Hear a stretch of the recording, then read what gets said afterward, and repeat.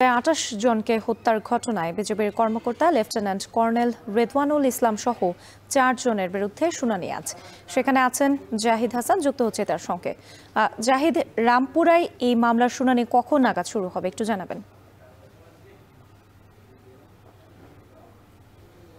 গত ২৪ July August আন্দোলনে রামপুরায় যে হত্যাকাণ্ড ঘটেছে, একটি মামলা করা হয়েছে ২৮ জনকে হত্যার অভিযোগে। সেই মামলায় পুলিশের ২ জন কর্মকর্তা আসামি হয়েছেন। একজন খিলগাঁও থানার তৎকালীন যে এডিসি, অতিরিক্ত পুলিশ সুপার, তিনি এই মামলার আসামি, এবং একই সঙ্গে তখনকার রামপুরার যে ওসি ছিলেন মশিউর রহমান, তিনি এই মামলার আসামি। একই সঙ্গে এই মামলা আসামি করা হয়েছে তখন বিজিবিতে দায়িত্ব পালন করেছেন লেফটেন্যান্ট কর্নেল রেদওয়ানুল ইসলাম এবং রাফাত আল ইসলাম মেজর, যিনি সেনা কর্মকর্তা। এই দুজনকে এই মামলায় ৪ জনকে আসামি করা হয়। তাদের মধ্যে 2 জন পলাতক রয়েছেন, পুলিশের 2 কর্মকর্তা পলাতক রয়েছেন এবং সেনা কর্মকর্তা 2 জন তারা এই মামলায় গ্রেপ্তার হয়েছেন। তাদেরকে কিছুক্ষণ আগে ট্রাইব্যুনালে হাজির করা হয়েছে এবং এর আগে তাদেরকে 20 নভেম্বর হাজির করা হয়েছিল এবং এরপরে তাদেরকে আজকে হাজির করা হলো। একই সঙ্গে এই মামলায় অভিযোগ গঠনের উপরে শুনানি হতে পারে আজকে, যে এই মামলাটি কবে অভিযোগ গঠন হবে এবং তাদের বিরুদ্ধে যে অভিযোগগুলো আনা হয়েছে সে বিষয়ে শুনানির জন্য কবে দিন নির্ধারণ করা হয় সেটি একটি বিষয়।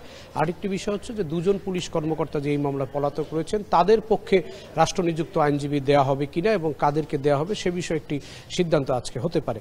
একই সঙ্গে চানখারপুলে যে 6 জনকে হত্যা করা হয়েছিল 5 আগস্টের সকালে, সেই মামলাটি আজকে সাক্ষ্য গ্রহণের জন্য রয়েছে এবং একজন সাক্ষীকে আজকে জেরা করার কথা রয়েছে এবং সেই জেরা করার পরে নতুন করে সাক্ষী আবার কবে নেওয়া হবে সেটি আমরা জানতে পারবো। এবং আবু সাইদ হত্যা মামলা, রংপুর বেগম রোকেয়া বিশ্ববিদ্যালয়ের শিক্ষার্থী যিনি 16 জুলাই হত্যাকাণ্ডের শিকার হয়েছিলেন, তার সেই মামলার আসামিরা আজকে হাজির হয়েছেন। সেই মামলায় শুনানি রয়েছে এবং সেই মামলার যে সাক্ষ্য গ্রহণ চলমান সেটি রয়েছে এবং আবু সাইদ হত্যা মামলার সাক্ষ্য গ্রহণ আজকে রয়েছে আন্তর্জাতিক অপরাধ ট্রাইব্যুনাল 2-এ।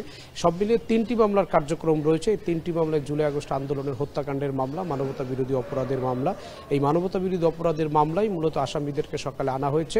এখন পর্যন্ত আদালতের কার্যক্রম শুরু হয়নি। আদালতের কার্যক্রম শুরু হলে আমরা পরবর্তীতে আরো বিস্তারিত জানাতে পারবো। রাত্রি